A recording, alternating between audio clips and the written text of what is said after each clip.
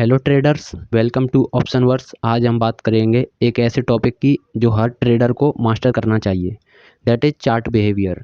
क्या आप लोगों ने कभी सोचा है क्यों प्राइस सपोर्ट और रेसिस्टेंस पर आके कभी कंसोलिडेट करता है, कभी ब्रेकआउट देता है और कभी रिवर्स आ जाता है, तो कभी ब्रेकआउट देने के बाद भी रिटेस्ट करता है और फिर ओरिजिनल डायरेक्शन में मूव करता है।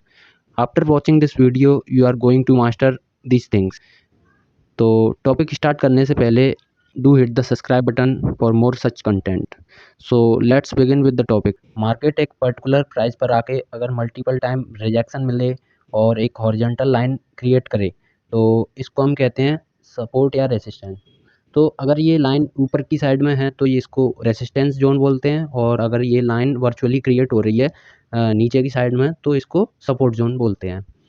सो गाइस आगे बढ़ते हैं। You might have noticed sometimes market support या रेसिस्टेंस को ब्रेकआउट देता है और कभी कभी कंसोलिडेट करता है, तो कभी कभी रिवर्स आ जाता है। So how to identify these breakouts. So breakout दो टाइप के होते हैं, रियल ब्रेकआउट और फेक ब्रेकआउट। तो पहले हम रियल ब्रेकआउट की बात करते हैं कि जब कभी सपोर्ट जोन को रियल ब्रेकआउट मिलता है तब लॉन्ग रेड वॉल्यूम कैंडल्स बनती हैं और candles close out of the support line होती है, और ऑफसेट चेन डाटा जो होता है वो भी सपोर्ट ब्रेकआउट को सपोर्ट करता है। रेसिस्टेंस ब्रेकआउट, तो इसको समझने के लिए हमारे पास लॉन्ग ग्रीन वॉल्यूम कैंडल होनी चाहिए मार्केट में, और candle close out of the resistance line होनी चाहिए।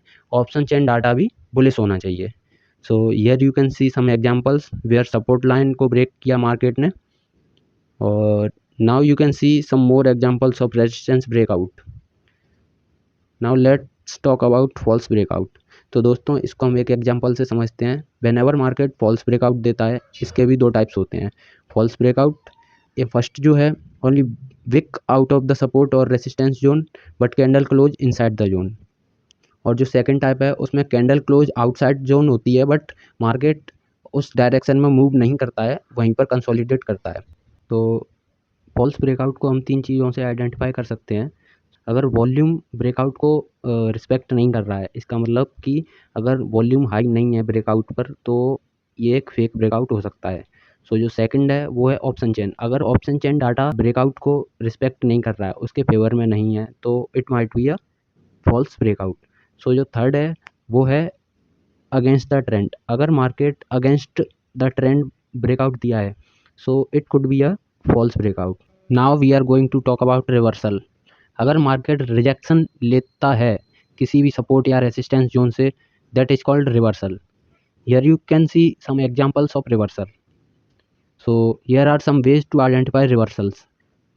सबसे पहले अपने को सपोर्ट और रेसिस्टेंस को वैलिड तरीके से मार्क करना होता है चार्ट में, और जो भी स्ट्रॉन्ग रिवर्सल कैंडल बनती है सपोर्ट या रेसिस्टेंस जोन पर, जैसे कि पिन बार बने, हैमर बने या शूटिंग स्टार बने, तब एक रिवर्सल आइडेंटिफाई होता है। इसको आइडेंटिफाई करने का जो दूसरा तरीका है वो है वॉल्यूम स्पाइक। जब भी मार्केट टर्निंग पॉइंट पर होता है वॉल्यूम स्पाइक मिलता है। अगर मार्केट बुलिश रिवर्सल लेने वाला है तो लॉन्ग ग्रीन कैंडल वॉल्यूम होना चाहिए, और अगर बियरिश रिवर्सल होने वाला है तो लॉन्ग रेड वॉल्यूम कैंडल होना चाहिए। अगर RSI ओवरबॉट है वेल एंड गुड, अगर नहीं है तो अपने को अदर चीज़ें देखनी होती हैं, जैसे कि वॉल्यूम, मूविंग एवरेजेस और कैंडल विक्स और option chain data. Here you can see some examples of reversal. Now we will talk about consolidating levels. When price support और रेजिस्टेंस लेवल के आसपास साइडवेज चैनल बनाता है, एक रेंज क्रिएट करता है, उसको कहते हैं कंसोलिडेटिंग जोन। कंसोलिडेटिंग लेवल्स पर आके मार्केट लॉन्ग विक्स भी बना सकता है, लेकिन कैंडल क्लोज रेंज के अंदर ही रहती है। इसको आइडेंटिफाई करना बहुत सिंपल होता है। ऑप्शन चेन डाटा हमेशा कंफ्यूजिंग रहता है, छोटी छोटी कैंडल बनाता है और कोई क्लियर डायरेक्शन नहीं होता है मार्केट का। Here you can see some examples of consolidating zones. Now we will talk about retest and continuation. जब मार्केट ब्रेकआउट देने के बाद उस लेवल को दोबारा रीटेस्ट करता है और फिर ओरिजिनल डायरेक्शन में मूव करता है, तो इसे कहते हैं हम ब्रेकआउट और रीटेस्ट। तो चलो अभी अपन देखते हैं कि इसको आइडेंटिफाई कैसे करते हैं। ब्रेकआउट और रीटेस्ट को आइडेंटिफाई करने का हमारे पास जो पहला इंडिकेटर होता है वो है lower volume on pull back. So जब भी मार्केट ब्रेकआउट देने के बाद में पुल बैक लेता है तो वो जो कैंडल्स बनती है उनमें लोअर वॉल्यूम कैंडल फॉर्म होता है। और जो सेकंड है small candles on pull back, long candles in breakout direction. जिस साइड मार्केट ब्रेकआउट दे रहा होता है उस साइड की जो कैंडल्स बनेंगी वो लॉन्ग बनेंगी, और पुल बैक वाली जो कैंडल्स होंगी वो छोटी छोटी कैंडल्स बनेंगी।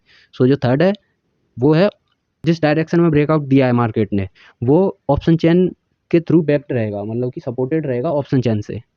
So let's understand it with an example. Into the given example, you can clearly see long candles in breakout direction, small candles in pullback direction. तो दोस्तों आप लोगों को कुछ सीखने को मिला होगा। अगर आपको ये वीडियो पसंद आई हो तो लाइक कीजिए और ऑप्शन वर्स चैनल को सब्सक्राइब करना मत भूलिए।